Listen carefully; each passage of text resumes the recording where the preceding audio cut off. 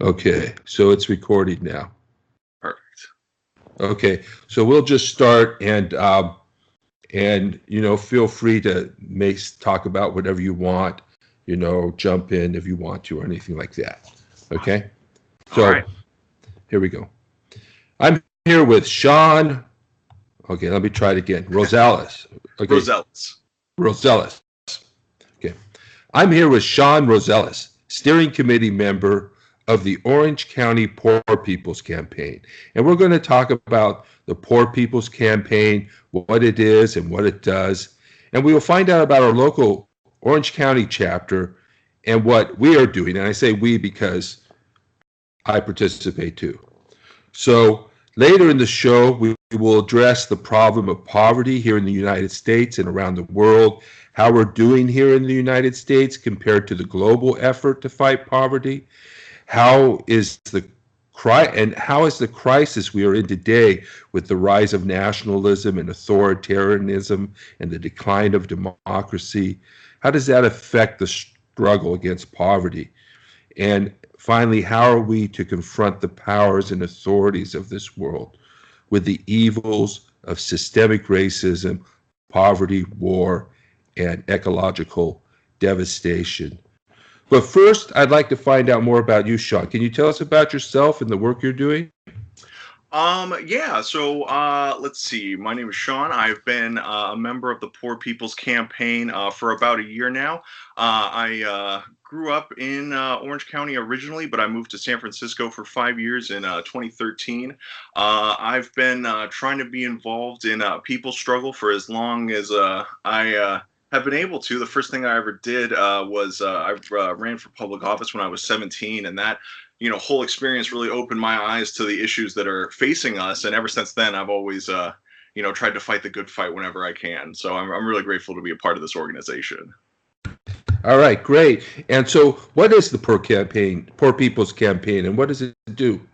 So the Poor People's Campaign is a movement of the poor, the working, and the dispossessed, as well as their allies in this country, in order to stand up against the onslaught against the working class that we see taking place right now. And swing the pendulum back towards justice in this nation. We style ourselves as a revival of Martin Luther King's Poor People's Campaign in the 1960s, which was unfortunately cut short after his assassination.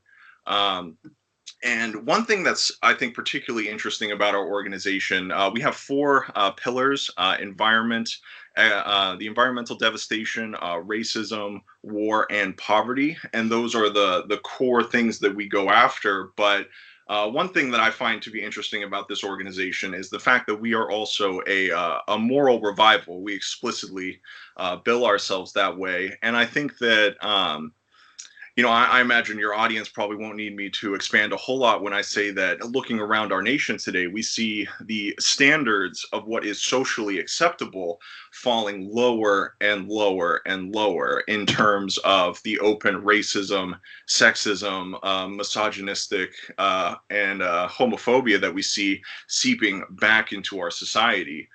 So the Poor People's Campaign is not simply a fight for the standard of living in this country or merely an economic point. This struggle that has been foisted upon us is, I don't hyperbolize in the slightest when I say that this campaign that is being waged is one for the very character of this nation, seeing the threat that we are against.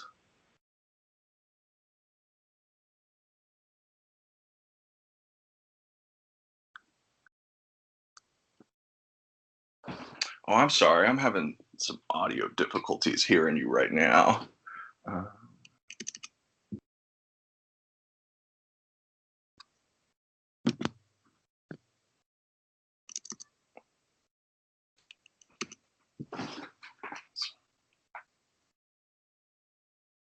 all right, I think I fixed it. Can you say that again? I'm sorry, I missed that. Oh, no, I'm still not.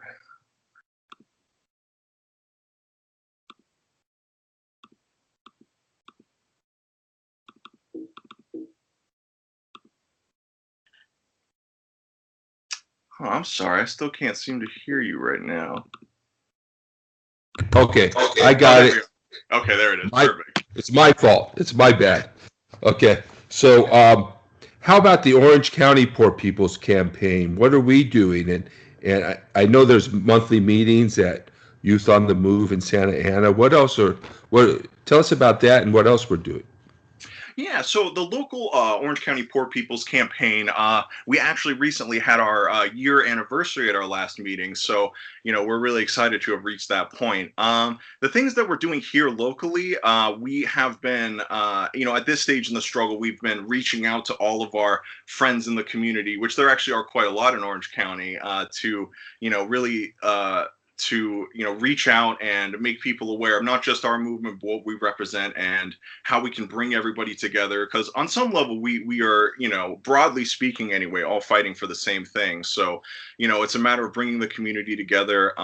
Also, we have participated with the National Poor People's Campaign in directly going to the Capitol in Sacramento to be able to put pressure on the state legislators, not just in Sacramento, but we had a joint action with the rest of the national campaign all over the country where we were able to make our voice heard. And that, I believe, someone was saying that was one of the largest statewide, movements that happened at the same time, I think, potentially in our country's history. So I was really grateful to be a part of that. In terms of more immediate campaigns in the meantime, we've been really interested in the struggle for immigrants, especially being in Southern California. That's something that we've been trying to work with our local immigrant groups here, as well as getting involved in the struggle for a public bank that had kicked off in LA, which is not too far away from us. And that was something that we looked at and thought that that could be a really good idea to take public resources, away from profiteers that might, invest that in ways that our community wouldn't appreciate. So, it's we've got a couple things that we're working on right now, but I'm really excited for all of them. I think that we can make some really good progress if we stick to it. Awesome. So, how about the problem with poverty in the world and in the United States? How bad is it? I understand. I've heard that we're actually improving globally. We're reducing poverty globally. But what's your take on it? What information do you have? So, it really seems to me about how you measure poverty. I know in certain places on a global scale, as a whole, poverty appears to be disappearing. I know in places like India, that's not the case, and potentially, I know I don't know if it's all of Russia, but I know there are parts that are not quite doing so well. It's kind of a mixed bag, I feel, because especially looking at America, which I know best, we have a situation where real wages in this country have been stagnating since the 70s. It's not quite as bad as in a place like Britain where they have actively been decreasing, but they really haven't gone anywhere while the price of living continues to rise. According to the Department of Labor, 60%, 66% of jobs in this country pay less than $20 an hour, while the cost of living keeps rising. We haven't really done a whole lot to, we've taken away the tools that were available to stop the last financial crash with the new deregulation that this government has done a couple months ago. I'm trying to remember specifically what they called it, but they on the anniversary of the 2008 crash, they deregulated the banks further. So even if someone, technically by these numbers isn't poor, what we see is a kind of third worldization going on in America and a falling standard of living, which I think is coupled with the destruction of movements of the people in this country. Everything from the labor movement to the student movements of the 60s. All of these things have been defanged going forward, and we're seeing the effects of that all over the country, and it's affecting working people the most. I've sort of there's a process of globalization that's going on that, and I guess there's a what would you call it, a backlash of nationalism that's as a result. But we've sort of lost our leaders and our corporations. They're more global citizens than they are American citizens. And those in charge are more interest. So the global poverty, the economic inequality that's in other parts of the world is being allowed to spread here, and we're kind of in a last gasp before the ecological disaster happens, where the rich are grabbing all the resources and the poor are spreading out among the Western nations as well. Do you see what I'm saying there? Do you understand where I'm Absolutely. going? Yeah, so it seems like our democracy has not been as effective when they're controlled and funded by corporations and the elite, and they serve those interests rather than the interest of the people. I I I can't help but think that all of this is sort of connected. That war, climate change, violence, poverty are all causes of devastation and death, and the war in Syria and the U.S. backed war in Yemen inflict terrible harm and bloodshed and suffering. I can't help but think that these things lead to poverty, homelessness, and forced migration. And then that leads to nationalist backlash against immigrants coming and trying to escape poverty, war, and violence. Uh, the U.S. intervention in South America and the Middle East and the authoritarian forms of government in Russia and China seem to be models where the top 1% and even own most of the wealth while billions live in poverty. And elections funding by corporations leads government to serve corporations and not the people. And we've seen that even worse with Citizens United when the Supreme Court allowed unlimited funding of campaigns. And there has to be some common sense that the American people want to get money out of politics. Do you have any comments on our state of the world and our current political and ecological and social political crises are connected to this struggle? Absolutely. I think that there's no way. You look at any of these issues hard enough, and you see the interconnection and the contradictions that exist between them. Um, it seems to me that when you look at around the world, we have places like nationalism, as you mentioned, absolutely is on the rise, and not just in this country, but we have Erdogan in Turkey, we have Rodrigo Duterte in the Philippines, we have Putin in Russia, we have Modi in India. This is something that is especially as you mentioned, are walking eyes open into catastrophe with the ecological devastation we're up against. It seems to me that they're all related, especially because all of these problems have to do with the commons, a sense of common space, all of these, who really gets to own these things. And just for example, take the environment. Is this, this is something that we all share? Is this something that should be privatized and sold off to those with money and privilege? Or is this something that we all are a part of? Everything, we all share this. It is the backdrop of our life, literally the ground of which we are built on. So, even in our country, we see a wealth inequality that is only increasing, and we have a militarization of the police department. And I think that the government has come to serve the wealthy and the privileged. And I don't think that's some kind of accident, or, it's unfortunate we fell in this way. This was a process that occurred with the destruction of movements of working people in this country. Like I said before, the labor movement, which was able to get us the 8-hour workday. The workday used to be 14 hours in this country. The civil rights law that was enacted after the original Poor People's Campaign, and the whole struggle that Martin Luther King and all of his friends were able to continue. The student movements of the 60s, which were able to really bring anti-war protest to the forefront of American consciousness. All of these things really had a role, all of these working movements, even if they didn't, finish it and really, end, like achieve their maximum program, we still see that these forces that existed in our country had the effect of civilizing us. And with the destruction of those organizations, we see this kind of, blind nationalism, which the nationalism that we see, I feel like the anger is genuine and not necessarily misplaced. But to take that anger out on, the most disenfranchised, marginalized members of our society, that is not, that's not going to help anyone. And I don't even mean from some kind of moralistic standpoint. There is no way for, even the middle class in this country to hope to achieve any kind of liberation off the exploitation of those weaker than them. We need to realize that we as working people have a common interest in making this nation as free and as just as it can be.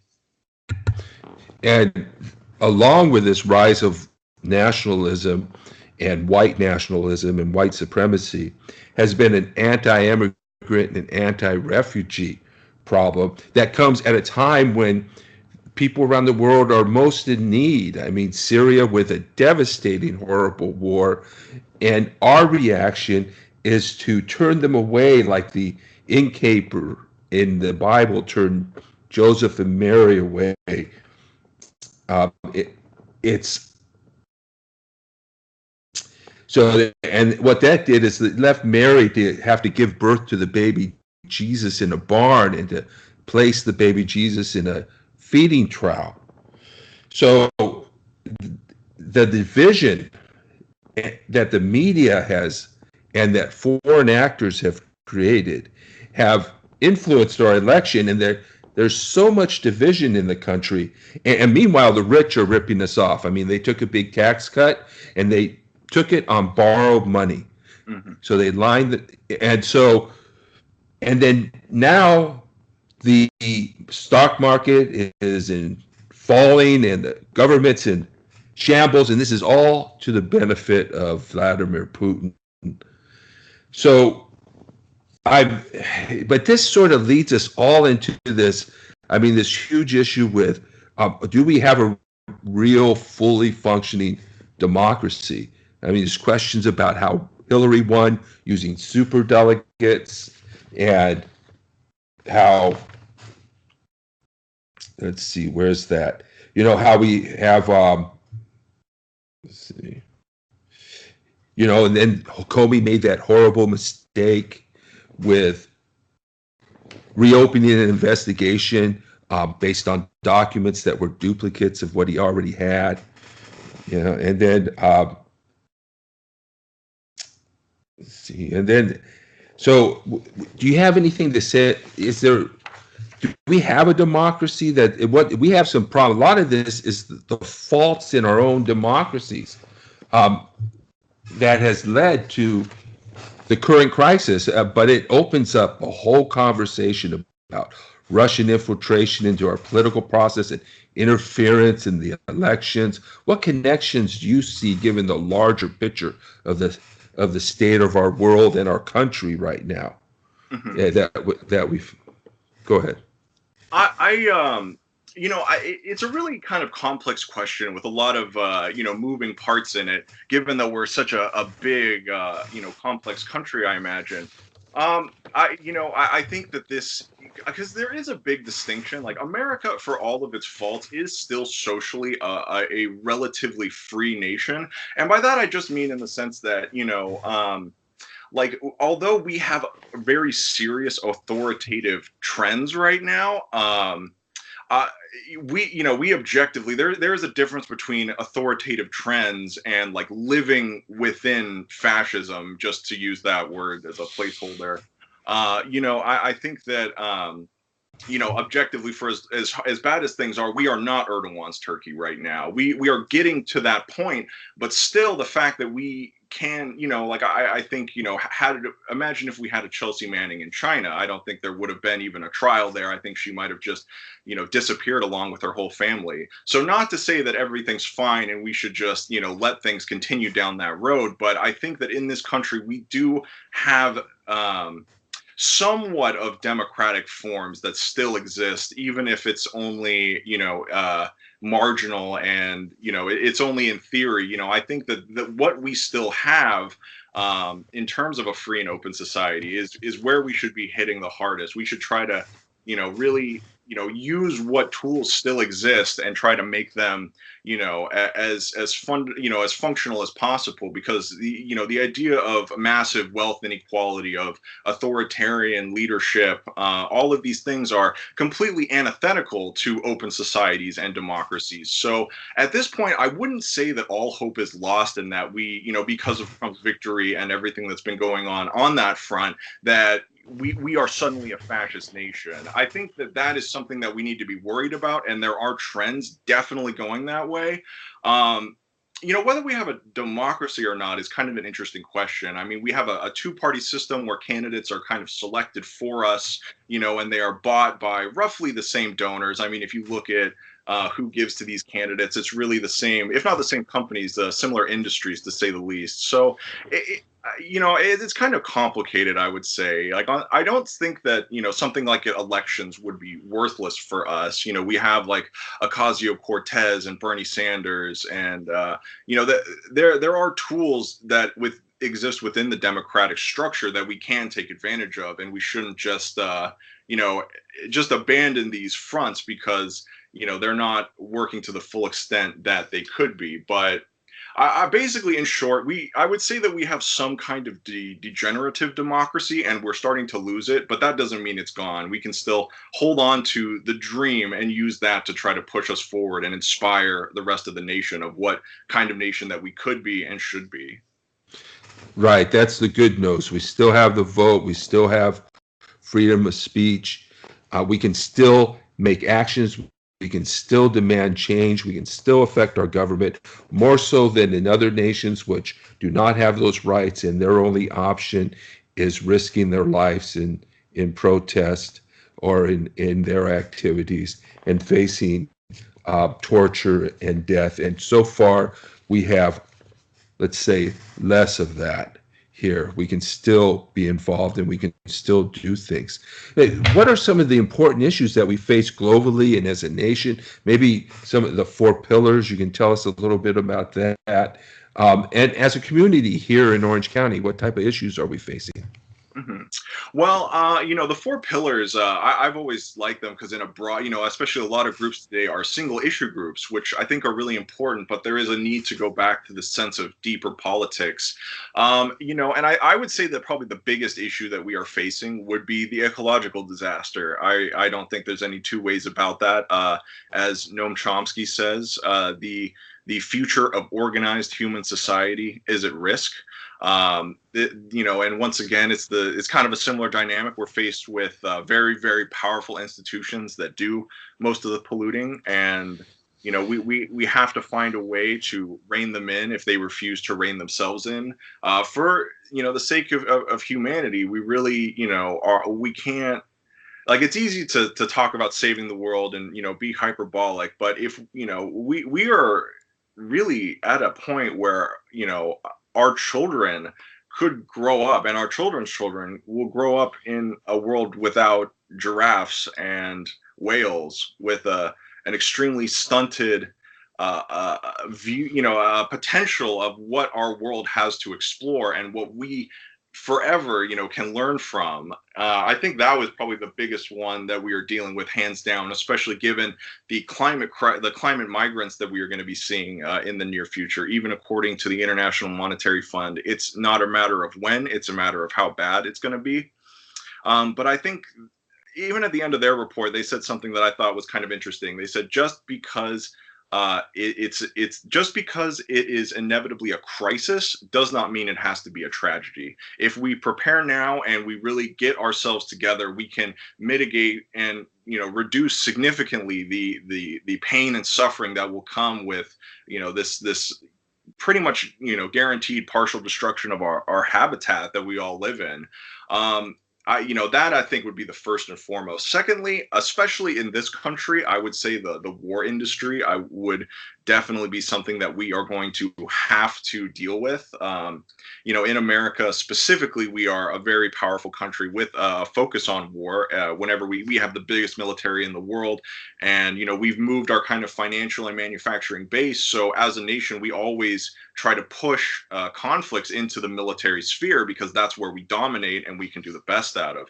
And the military is such a it's almost hard to know where to start with that. The fact that we are it's a similar situation to Rome, where the empire feeds off the republic. We spend so much money on our military, on giving arms.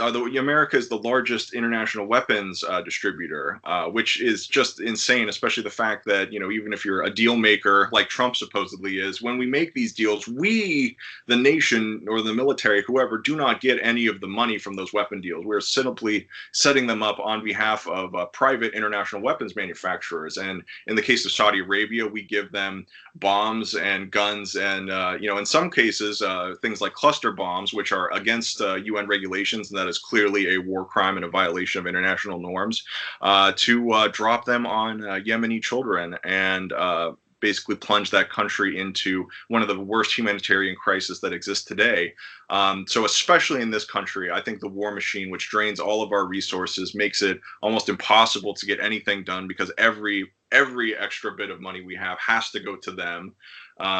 I would definitely say that is something as Americans we are going to be forced to deal with if we are ever going to be serious about achieving justice and freedom for everyone in this nation. And then with that racism, just going down the line, like racism also, especially in Orange County, we have, I live in Huntington Beach, and specifically around here, there's a history of white nationalism and a kind of, even if it's not explicitly racist, there are a couple of organizations that are listed as anti-immigrant hate groups on the Southern Poverty Law Center that have operated here now and in the past. One of the things that we did as the Poor People's Campaign was reach out to the Council of Islamic and American Islamic Relations, and we're able to talk to them because of the increase in hate crimes, and we wanted to reach out with them and let them know that we stand in solidarity with them, and as members of the community, we're with them. And when we asked them what their most important issue was, as they said, was the dramatic increase in hate crimes, not just against Muslims, but against Mexicans and other immigrant groups that, as well as some refugees. Orange County, actually, interestingly enough, has a surprisingly big like refugee center. There are a few groups around here that are dedicated to trying to help them enter society in a new country. And just the fact that, just growing up around here, the idea that somebody else would, come to our community and want a better life, and there's some of us, some fellow people in Orange County that would say, no, you're not good enough, is just it's antithetical to everything I believe that our community stands for. And I think locally anyway, racism is probably one of the largest things to go after. I mean, there is Boeing and other groups like that in terms of the war industry, but they're kind of moving from what I understand. But currently racism, I think, is the most important thing locally. But just all of these things, they're all interconnected. They all matter. That's why it's almost impossible to pick just one, situation and one issue to fight after, because they all are interconnected, and they all are just so when you really hear the stories of the people that have had to experience these wrongs in their life, it really, moves your heartstrings. And really, when you listen to people that were trying to cross the border and, they got, beat up by some vigilantes, or, people that were trying to go to mosques to pray, and a bunch of right wingers with guns show up and tell them to go home and they're not welcome here. It's things like this that, I don't know how you can just stay on the couch and not, get up and try to do something about that. One of the things I heard on Democracy Now! Recently that I think people should be aware of is that there's an argument that Saudi Arabia would go buy arms from somebody else and we would lose tons of money. Now, if you want to turn our government into arms dealers and be concerned more about money than you are with human lives, that's one thing. But it's not that easy to switch from one source of military equipment to another. They're not able to do that. So the idea that they would just automatically go someplace else isn't true. By buying into our manufacturers, they've become dependent upon them for the parts and weapons that they need, and making a switch to a completely different supplier creates a much larger change and a much longer process than Trump is trying to portray in his excuse for continuing to support this war and the leader who goes out of his way to kill his own people and even his own journalists. So, do you have any announcements for us?